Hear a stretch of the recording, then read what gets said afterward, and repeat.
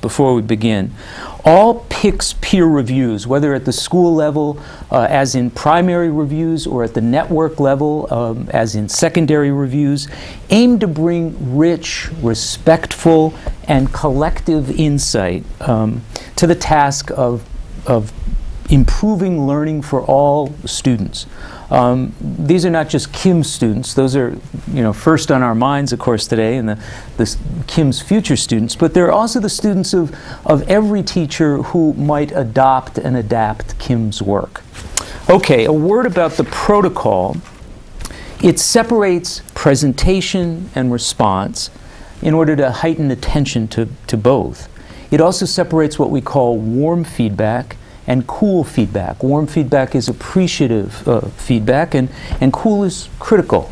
And it does this separation in order to encourage both and also to give each its due. I ask the reviewers to ensure that we stay balanced overall with respect to this warm and cool response.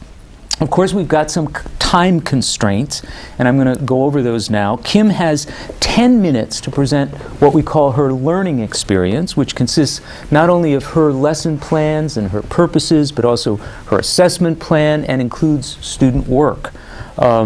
We then, the reviewers, will have an additional 10 minutes to read through materials that Kim has provided us, and our job during that time is to note evidence in her presentation as well as in her written materials of the review criteria. We're going to read by the light of the review criteria. And the criteria are as follows: relation to the New York State Learning Standards, a degree of intellectual challenge, quality of her assessment plan, and what we take to be the power of engagement for all learners, and finally, adaptability to other teaching contexts.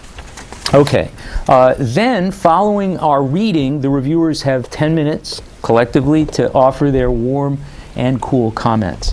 And Kim then gets 5 minutes to respond to anything she would like to respond to, not necessarily all the points that we bring up. Okay, I think we're about ready. Are you ready, Kim? I think I'm ready. All right, good. Let's go for it. Okay. Well, thank you all for having me again. First, I'd like to explain how this group of children came together. In my school, we group children based on need upon each grade level. So this is a homogeneous group based on reading levels and writing levels.